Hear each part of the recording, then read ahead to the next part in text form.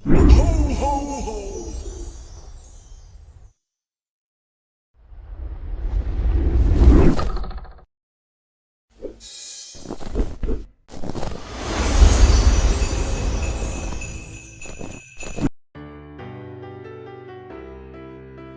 കിച്ചണിൽ നാടൻ വട്ടയപ്പമാണ് തയ്യാറാക്കുന്നത്.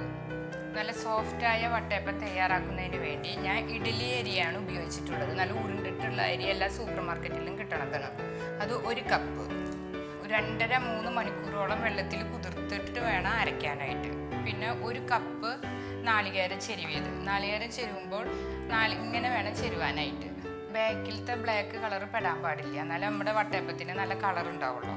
പിന്നെ 1 കപ്പ് ഷുഗർ, നാളികേരത്തിൻ്റെ വെള്ളം, അതിൽ നമുക്ക് കുറച്ച് പഞ്ചസാര ഇട്ട് വയ്ക്കാം. പിന്നെ ഈസ്റ്റ് 1 ടേബിൾ സ്പൂൺ, ഏലക്ക പൊടിച്ചത് 7 എണ്ണം, പഞ്ചസാര ഇട്ട് കൂട്ടി പൊടിച്ചതിന്, പിന്നെ കാഷ്യൂനട്ടും കിസ്മിസും നെയ്യിൽ വറുത്ത് കോരിയത്, അത് അലങ്കരിക്കാൻ വേണ്ടിയിട്ട്.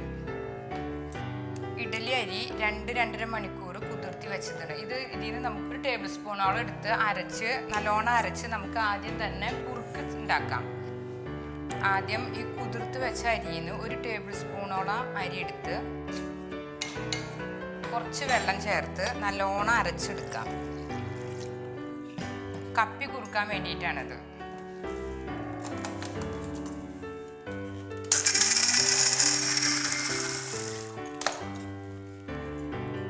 നല്ലോണം അരഞ്ഞിട്ടുണ്ടെങ്കിൽ നമുക്കിതൊന്ന് കപ്പി കുറുക്കിയെടുക്കാം.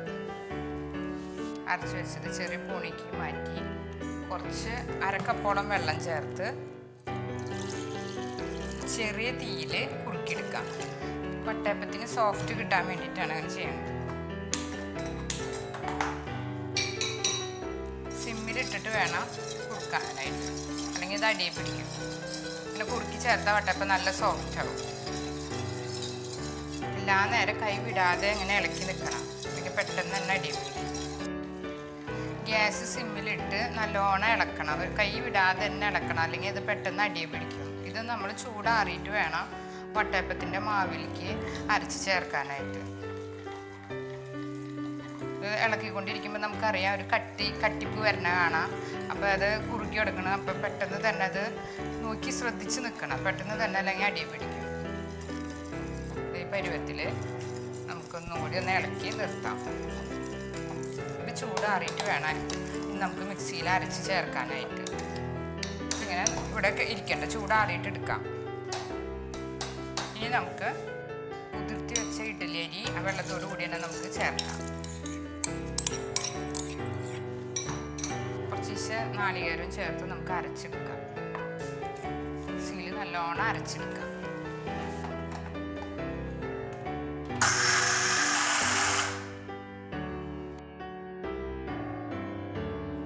നല്ലോണം അരിഞ്ഞിട്ട് നമുക്കതൊരു പാത്രത്തിലേക്ക് മാറ്റാം.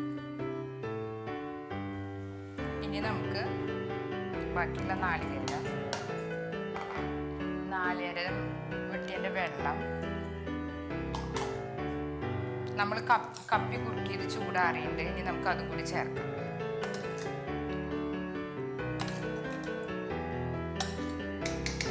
എന്നിട്ട് കുറച്ച് വെള്ളം ചേർത്ത്, വെള്ളം അധികമാവാൻ പാടില്ല, പഞ്ചസാര ചേർക്കുമ്പോൾ മാവ് അഴയും. വെള്ളം സൂക്ഷിച്ചിട്ട് വേണം ചേർക്കാനായിട്ട്. ഇനി നല്ലോണം അരച്ചെടുക്കാം. നല്ലോണം അടിഞ്ഞിട്ട് നമുക്ക് നേരത്തെ അടിച്ചു വെച്ച മാവിലേക്ക് തന്നെ ഇത് ചേർക്കാം. ഈസ്റ്റും 1 ടേബിൾ സ്പൂണോളം ഈസ്റ്റ്, ഷുഗർ, കുറച്ച് മാവും ചേർത്ത് നമുക്ക് അരച്ചെടുക്കാം.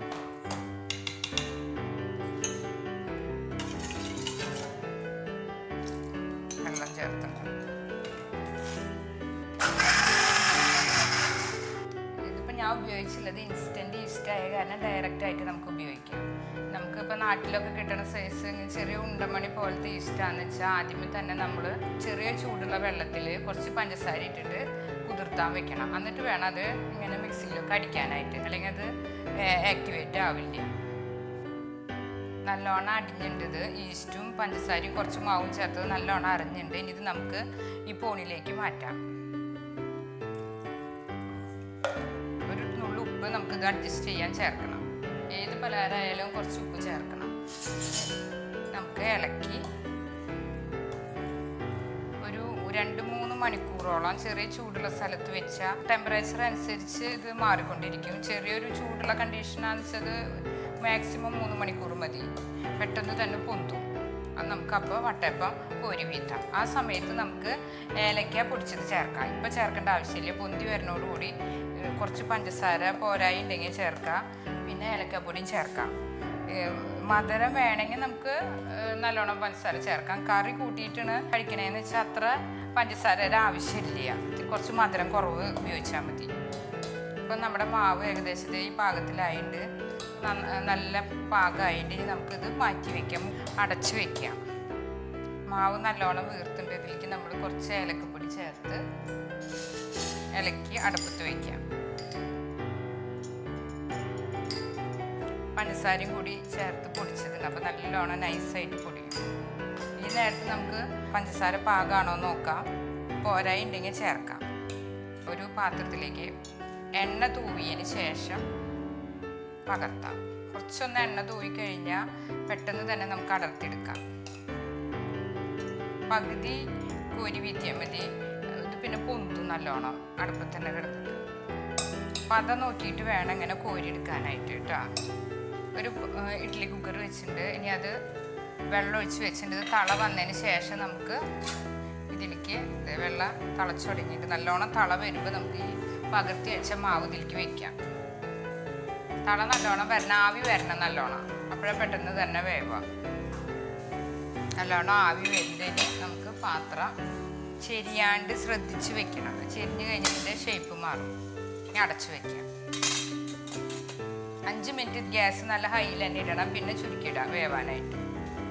5 മിനിറ്റ് കഴിഞ്ഞിട്ടുണ്ടെങ്കിൽ ഇത് നമുക്കിത് തുറന്നിട്ട് കാഷ്യൂനട്ടും കിസ്മിസും വെക്കാം, അല്ലെങ്കിൽ താന്നു പോകും. ഒരു 5 മിനിറ്റ് വേവണം. ആവി വരും, നല്ലോണം ശ്രദ്ധിച്ചിട്ട് വേണം വെക്കാനായിട്ട്.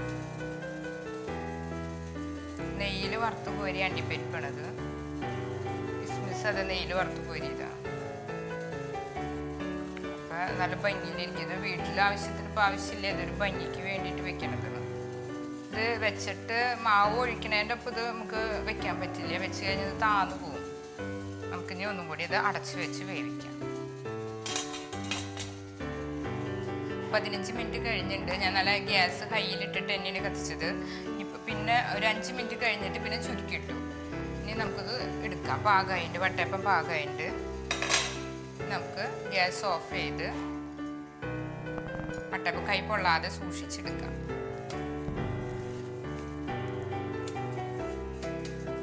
ഇത് ചൂടാറിയതിന് ശേഷം നമുക്ക് ഇത് പകർത്താം. ചൂടോടെ എടുത്താൽ നമുക്കത് വിട്ടുപോരില്ല. വെന്ത് കഴിഞ്ഞതിന് ശേഷം നല്ലോണം ചൂടാറിയതിന് ശേഷം നമുക്ക് നല്ല കത്തി കൊണ്ട് ഒന്ന് ജസ്റ്റ് ഒന്ന് ഇളക്കി കൊടുത്താൽ മതി. പെട്ടെന്ന് തന്നെ കിട്ടും. എണ്ണ തേച്ച് നെയ്യോ എണ്ണ തേച്ചിട്ട് ആക്കിയ കാരണം നല്ല ഇതൊന്ന് എടുത്ത്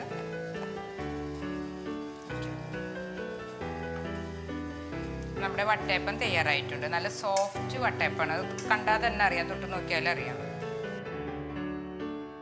ഇതുപോലുള്ള പാചക വീഡിയോകൾ ഇനിയും ലഭിക്കുന്നതിന് വേണ്ടി ഈ വീഡിയോയ്ക്ക് താഴെയുള്ള സബ്സ്ക്രൈബ് ബട്ടൺ ക്ലിക്ക് ചെയ്യുക. ഇഷ്ടപ്പെട്ടുവെങ്കിൽ ലൈക്ക് ചെയ്യുക, ഷെയർ ചെയ്യുക. കൂടുതൽ വീഡിയോകൾക്കായി യൂട്യൂബിൽ സർഗം കിച്ചൻ എന്ന് ടൈപ്പ് ചെയ്ത് സെർച്ച് ചെയ്യുക.